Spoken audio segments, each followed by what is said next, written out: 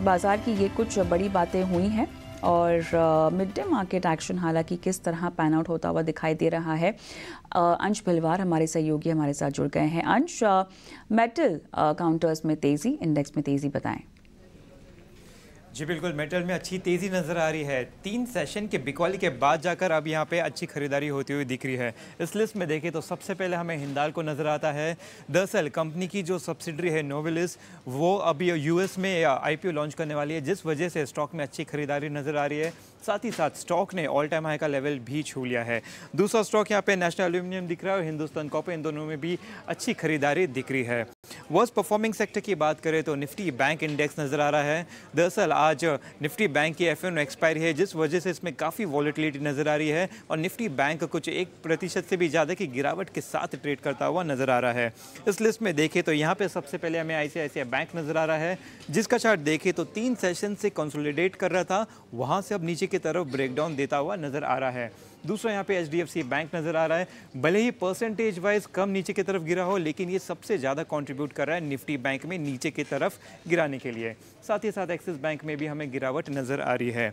All time high stocks की बात करें तो यहाँ पे सबसे पहले ग्राइंडवेल नॉर्टन नज़र आता है, जिसका चार्ट देखें तो 6 सेशन से कंसोलिडेट कर रहा था, वहाँ से ब्रेकआउट दिया है। साथ ही साथ अगर लॉन्गर टाइम फ्रेम पे देखें तो 10 महीने से एक नीचे की तरफ रेजिस्टेंस ट्रेंड लाइन आ रही थी, वहाँ से उसे भी ब्रेकआउट देता हुआ नज़र आ रहा है। साथ ही साथ ये जो ब्रेकआउट आया है वो हैवी वॉल्यूम के साथ आया, तो इसलिए इसमें काफ़ी पॉजिटिविटी नज़र आ रही है। दूसरा स्टॉक यहाँ पे JSW इंफ्रा नज़र आता है, जिसका अगर इस साल का चार्ट देखें तो इस साल में स्टॉक ने 40% से ज़्यादा का अप मूव दिया हुआ है। ग्लैक्सो फार्मा भी हमें दिख रहा है, जिसमें अच्छी खरीदारी हो रही है। अगर इसका चार्ट देखें तो दरअसल ग्लैक्सो फार्मा भी उस लेवल पे है जहाँ से पिछले बार थोड़ा सा रेजिस्टेंस लिया था, तो अगर ये 2540 के ऊपर क्लोज देता है तो इसमें एक अच्छी पॉजिटिविटी बनती हुई दिख सकती है।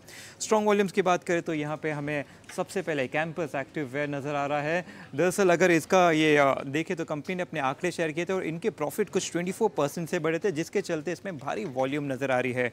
दूसरा स्टॉक हमें ग्रेट ईस्टर्न कंपनी नज़र आ रहा है, जिसका चार्ट देखें तो डाउनवर्ड स्लोपिंग एक रेजिस्टेंस बनी हुई थी, वहाँ से स्टॉक ने काफ़ी अच्छा ब्रेकआउट दिया हुआ है।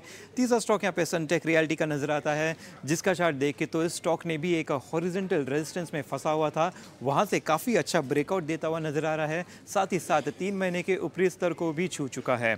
डिलीवरी वाले स्टॉक्स की बात करें तो यहाँ पे सेलो वर्ल्ड, कॉनकॉर्ड बायोटेक और स्नाइडर जैसे स्टॉक्स में अच्छी डिलीवरी नज़र आ रही है, तो इन स्टॉक्स पर नज़र रखें। चलिए, धन्यवाद अंश, आपने मिड डे मार्केट एक्शन की हाइलाइट्स बताई।